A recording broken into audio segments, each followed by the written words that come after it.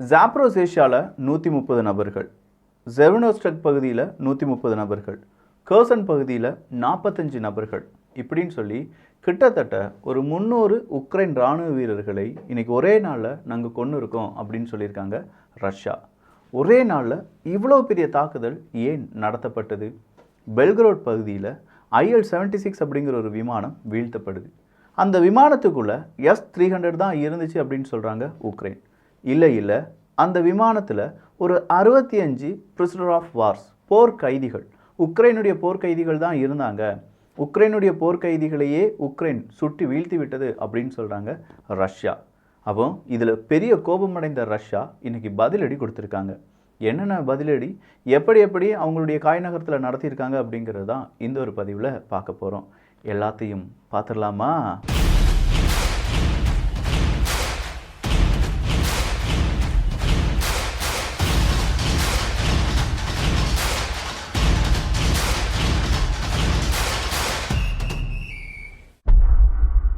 ஒரே நாளில் 300க்கும் அதிகமான இராணுவ வீரர்கள், அதுவும் 3 பகுதியில், 3 முக்கியமான பகுதிகள் அப்படின்னு சொல்லலாம்.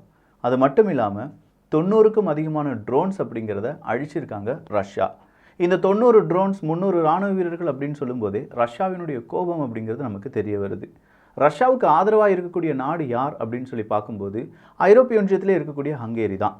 ஸ்வீடனுக்கும் ஹங்கேரிக்கும் இடையே ஒரு பேச்சுவார்த்தை அப்படிங்கிறது நடக்க போகுதான். நேட்டோ எக்ஸ்பேன்ஷன் ரொம்ப சீக்கிரமாக இருக்க வாய்ப்புகள் இருக்குது அப்படின்னு சொல்கிறாங்க. இந்த நேட்டோ எக்ஸ்பேன்ஷனுக்கு தடையாக இருக்கக்கூடிய 2 நாடுகள், ஒன்று ஹங்கேரி, இன்னொன்று துருக்கி ஓகே சொல்லிட்டாங்க. ஸ்வீடன் வந்து உள்ளே ஜாயின் பண்ணுறதுல எந்த பிரச்சனையும் கிடையாது அப்படின்னு சொல்லிட்டாங்க. ஹங்கேரி சின்னதாக உரண்டு இழுத்துட்டு இருக்காங்க போல். அப்போ அதுக்கான பேச்சுவார்த்தை நடந்துட்டுருக்கு அப்படின்னு சொல்லியும் அமெரிக்கா, ஹங்கேரி இவங்க இடையே பேச்சுவார்த்தை நடந்து முடிந்து விட்டதாகவும் ஐரோப்பிய ஒன்றியத்தில் மறுபடியும் ஒரு நேட்டோ எக்ஸ்பேன்ஷனுக்கு யாரும் எதிர்க்கக்கூடாது அப்படிங்கிற ஒரு தகவலும் வெளியாகி இருக்கிறது. ஸோ நேட்டோ எக்ஸ்பேன்ஷன் அப்படிங்கிறது ஒரு சாதாரண விஷயம் கிடையாது. இந்த போரை மறுபடியும் எஸ்கலேட் செய்ய விரும்பலாம், ஆகும். ஒரு லீக்டு டாக்குமெண்ட் ரிலீஸ் ஆச்சு அப்படின்னு சொன்னோம். ஜெர்மனியினுடைய செய்தி ஊடகம் தான் அந்த லீக்டு டாக்குமெண்ட்டை வெளியில் விட்டாங்க.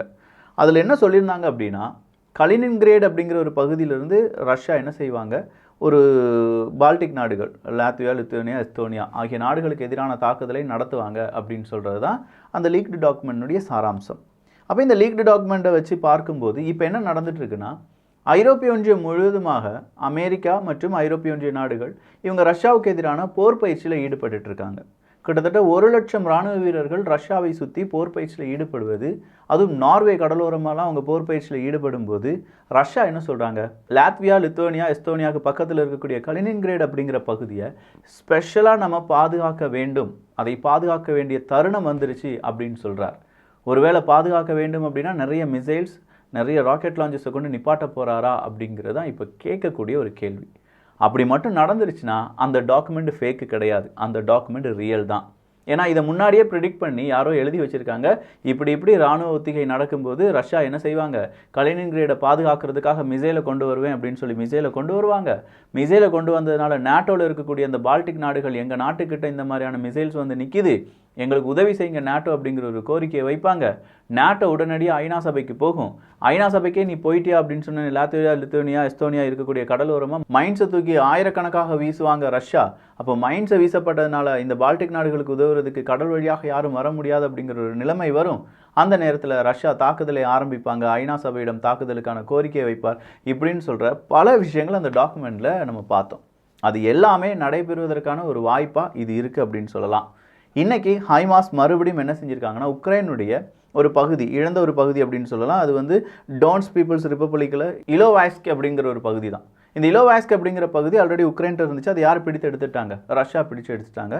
ஸோ ரஷ்யாவினுடைய கண்ட்ரோலில் இருக்குது. அந்த இடத்துல ஒரு ட்ரைனிங் கேம்ப் அப்படிங்கிறது இருந்துச்சான். அந்த ட்ரைனிங் கேம்புக்கு எதிராக ஒரு தாக்குதலை நடத்தியிருக்காங்க உக்ரைன். அப்படி தாக்குதலை நடத்தினது HIMARS, high mobility artillery rocket system வச்சு தான் இதை அடிச்சிருக்காங்க அப்படிங்கிற ஒரு தகவலும் வெளியாகி இருக்கிறது. அடுத்ததாக ஒரு ரொம்ப இம்பார்ட்டண்ட்டான ஒரு செய்தி, ஒரு மிசைல் சிஸ்டம் அப்படின்னு சொல்லலாம். அதை டாரஸ் அப்படின்னு சொல்லுவாங்க. இந்த டாரஸ் மிசைல் யார் உற்பத்தி பண்ணுறாங்க அப்படின்னு பார்த்தீங்கன்னா ஜெர்மனிலேருந்து கொஞ்சம் டாரஸ் மிசைல் எங்கே போக போதான், யூகேக்கு போக போதான்.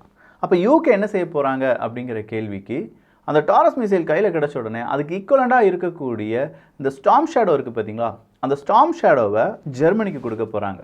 ஜெர்மனி அந்த ஸ்டார்ம் ஷேடோவை எங்கே கொடுத்துரும், உக்ரைனுக்கு கொடுத்துரும். இதுதான் டீலிங்.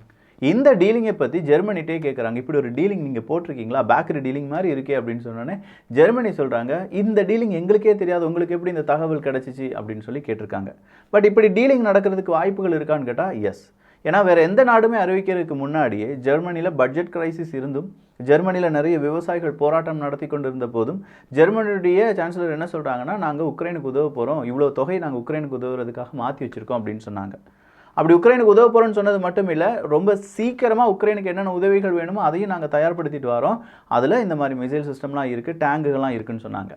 ஆனால் ஸ்டார்ம் ஷேடோ இப்போ ரொம்ப பெரிய அளவில் ஆக்டிவாக உக்ரைனுக்கு நல்ல ஒரு பாசிட்டிவ் ஈல்டை கொடுக்கக்கூடிய ஒரு மிசைல்னா அது ஸ்டார்ம் ஷேடோ தான். ஸோ இந்த ஸ்டார்ம் ஷேடோ அப்படிங்கிறது அவங்களுடைய ஸ்டாக் பீல்ஸ்லேருந்து ரொம்ப கம்மியாகிட்டே இருக்குது. அப்போ யூகே இதை நேரடியாக கொடுத்தாங்கன்னா அது அவங்களுக்கு நிறைய பிரச்சனைகளை உருவாக்கும், அவங்களுடைய ஸ்டாக் பீல்ஸ்லேருந்து அது கம்மியாயிரும். அப்போ யூகே என்ன நினைக்கிறாங்க, இந்த ஸ்டார்ம் ஷேடோக்கு ஈக்குவலாக இருக்கக்கூடிய டாரஸ் அப்படிங்கிற அந்த மிசைலை நீ எனக்கு தா, நான் உனக்கு ஸ்டார்ம் ஷேடோ தரேன், நீ என்ன செஞ்சிரு, அவனுக்கு அப்படியே கொடுத்துரு, இதுதான் டீலிங்காக இருக்கும் அப்படின்னு சொல்லி பேச்சுவார்த்தை நடத்தியிருப்பதாகவும், சீக்கிரமாக இது வெளியுலகத்துக்கு வரலாம் அப்படிங்கிற ஒரு தகவலும் வெளியாகி இருக்கிறது. MH17 அந்த விமானத்தினுடைய கேஸ் யாரும் மறந்திருக்க மாட்டோம். உக்ரைனுடைய விமானம் ரஷ்யா சுட்டு வீழ்த்தி விட்டார்கள் அப்படின்னு சொல்கிறாங்க. அப்படி சுட்டு வீழ்த்தினது ரஷ்யாவுக்கு தெரிஞ்சுதான், புட்டின் அவர்கள் தான் உத்தரவுலாம் கொடுத்தார் அப்படின்னும் சொல்லப்படுது. அப்போ இந்த பிரச்சனையை பற்றி ICJ international criminal court of justice சீக்கிரமாக விசாரணை செஞ்சுட்டு இருக்காங்க. அதனுடைய முடிவுகள் வரும் அப்படிங்கிற ஒரு எதிர்பார்ப்பு இருக்கிறது. பிரிசனர் ஆஃப் வார்ஸ் அப்படிங்கிற அந்த பிளைன் IL-76 அடித்து வீழ்த்தும் போது உக்ரைன் சின்னதாக ஒரு எச்சரிக்கை கொடுத்தாங்க. அது ஒரு 15 நிமிட எச்சரிக்கையாக இருந்தது. நாங்கள் ஆல்ரெடி மெசேஜெல்லாம் கொடுத்துருந்தோம், ஆனாலும் உக்ரைன் அதை அடிச்சிட்டாங்க அப்படின்னு சொல்கிற மாதிரியான மெசேஜை ரஷ்யாவும் உக்ரைனும் மாற்றி அவங்கள கம்ப்ளைண்ட் பண்ணுற மாதிரியே சொல்லிக்கிட்டு இருக்காங்க. அடுத்ததாக வந்திருக்கக்கூடிய ஒரு செய்தி என்ன அப்படின்னு பார்த்தீங்கன்னா, உக்ரைனுடைய லெஜிஸ்லேஷன் தான். ஐரோப்பிய ஒன்றியத்துக்குள்ளே உக்ரைன் வரப்போகுது, ஐரோப்பிய ஒன்றியத்தில் எனக்கு ஒரு அங்கம் தாங்க, நானும் ஒரு நாடு தான் அப்படிங்கிறத சொல்லுங்கள், அப்படி சொன்னால் தான் நான் என்னை அடித்தா ஐரோப்பிய ஒன்றிய நாடுகள் எல்லாரும் வருவீங்க அப்படின்னு சொல்லி உக்ரைன் கேட்டிருந்தாங்க. அப்போ ஐரோப்பிய ஒன்றியத்தினுடைய சீஃப்லாம் என்ன சொல்லியிருந்தாங்கன்னா, இல்லை உங்கள் நாட்டில் நிறைய ஊழல் இருக்குது, உங்கள் நாட்டில் நிறைய க்ரைட்டீரியா, ஐரோப்பிய ஒன்றியத்தில் சேரக்கூடிய க்ரைட்டீரியாவை நீங்கள் இன்னும் மீட் பண்ணலை, அதெல்லாம் மீட் பண்ணிட்டு வாங்க, நம்ம ஐரோப்பிய ஒன்றியத்தில் உங்களுக்கு ஒரு அங்கீகாரம் தரோன்னு சொல்லியிருந்தாங்க. ஸோ ஐரோப்பிய ஒன்றியத்தினுடைய மீட்டிங் அப்படிங்கிறது வரும் சில நாட்களில் நடைபெற போகிறது. அப்போ அந்த மீட்டிங்கில் உக்ரைனை பற்றி பேசணுன்னா, உக்ரைனுக்கு இப்போ என்ன நிலைமையில் இருக்காங்க, அவங்களுடைய நாட்டில் அவங்க சொன்ன நிறைய க்ரைட்டீரியா இருக்குல்ல, அதில் எதெல்லாம் ஓகே பண்ணியிருக்காங்க உக்ரைன் அப்படிங்கிறது எல்லாமே கேள்வி கேட்கணும்ல, அதை இன்றைக்கி டிஸ்கஷனாக ஓடி இருக்குது. ஸோ ஐரோப்பிய ஒன்றியத்தில் உக்ரைன் வருமா வராதா அப்படிங்கிறதை தீர்மானிக்கக்கூடிய ரொம்ப முக்கியமான ஒரு ஈவெண்ட் இன்றைக்கி நடந்திருக்கு அப்படின்னு சொல்லலாம். அதே மாதிரி இந்த கிரனேட்ஸ் இருக்குது பார்த்தீங்களா, கேஸ் கிரனேட்ஸ், பாய்சன் கேஸ் கிரனேட்ஸை ரஷ்யா பயன்படுத்தியிருக்காங்க அப்படிங்கிற ஒரு தகவலை உக்ரைனுடைய ரிசர்ச் சென்டர் அறிவித்திருக்கிறார்கள். நிறைய உக்ரைனுடைய இராணுவ வீரர்கள் விஷம் தாக்கி உயிரிழந்திருக்கிறார்கள். அதற்கான காரணம் கிரனேடாக தான் இருக்கும், கேஸ் கிரனேடாக தான் இருக்கும் அப்படின்னு சொல்கிறாங்க. கலினின்கிரேட் பகுதியை நாங்கள் பாதுகாப்பதற்காக அடிஷ்னல் மெஷர்ஸ் அப்படிங்கிறத செய்ய போகிறோம் அப்படிங்கிற அறிவிப்பை கொடுத்துருக்காங்க ரஷ்யா. நான் சொன்னது தான். ஸோ கலினின்கிரேடுக்கு அடிஷ்னல் ஒரு மெஷர் நாங்கள் கொடுக்க போகிறோம் அப்படின்னா ஒரு படையை அங்கே அனுப்ப போகிறாங்க. அந்த இடத்துல படை போச்சுன்னா பால்டிக் நாடுகளிடையே அமைதி இருக்காது. அவங்களுடைய எல்லை ஓரமாக அவங்களுடைய இராணுவ வீரர்களை நிறுத்துவாங்க, கலினின்கிரேடு எல்லை ஓரமாக ரஷ்ய இராணுவ வீரர்களை நிப்பாட்டுவாங்க, மாற்றி கோபப்பட்டுக்கிடுவாங்க, குண்டுகளை வீசினாலும் நம்ம எதுவும் கேட்கறதுக்கெலாம் முடியாது. நாட்டோவினுடைய ஸ்ட்ராட்டஜி இப்போ என்ன நடந்துட்டுருக்கு அப்படின்னா, நியூக்ளியர் நாடுகள், அணு ஆயுதத்துக்கான நாடுகள் இரண்டை மோத வைப்பதற்கான முயற்சியில் நாட்டோ நாடுகள் ஈடுபட்டுருக்காங்க. ஏன்னா ஒரு அணு ஆயுத போர் வந்தால் தான் மறுபடியும் நாட்டோவினுடைய காரியங்கள் எல்லாமே நடக்கும், அமெரிக்கா மறுபடியும் வல்லரசு பதவியிலே இருக்கும். ஸோ அணு ஆயுத போர் வர்றதுக்கான வாய்ப்புகள் இருக்குது அப்படின்னு சொல்லியிருக்காங்க. உக்ரைனுடைய ஏர் டிஃபென்ஸ் சிஸ்டம் அப்படிங்கிறது ரொம்ப தெளிவாக இருக்குது. ஆனால் அதே நேரத்தில் ரஷ்யாவினுடைய ஏர் டிஃபென்ஸ் சிஸ்டம் அப்படிங்கிறது ரொம்ப கன்ஃபியூஸ்டு ஸ்டேஜில் இருக்குது. பெல்கிரோட் பகுதியில் IL-76 அப்படிங்கிற விமானத்தை சுட்டு வீழ்த்தப்படும் போது ரஷ்யாவினுடைய ஏர் டிஃபென்ஸ் சிஸ்டம் ஆக்டிவாக தான் இருந்துச்சு அப்படின்னு சொல்கிறாங்க உக்ரைன். ஆனால் அந்த இடத்துல ஏர் டிஃபென்ஸ் சிஸ்டம் இல்லை அப்படின்னு சொல்லி நிற்கிறாங்க ரஷ்யா. ஸோ இப்படி நிறைய செய்திகள், நிறைய அப்டேட்ஸ், நிறைய வரும் காலத்தில் என்ன நடக்க போகுது அப்படிங்கிறதையும் நம்ம பார்த்துருக்கோம். அப்போ இந்த அப்டேட்லாம் பற்றி நீங்கள் தெரிஞ்சுக்கிட்டால் மட்டும் போதுமா, இல்லை 4 நண்பர்களுக்கு பகிரலாம், நம்ம சேனலை பற்றி கொஞ்சம் இன்ட்ரோ கொடுக்கலாம். சப்ஸ்கிரைப் பண்ணிக்கோங்க.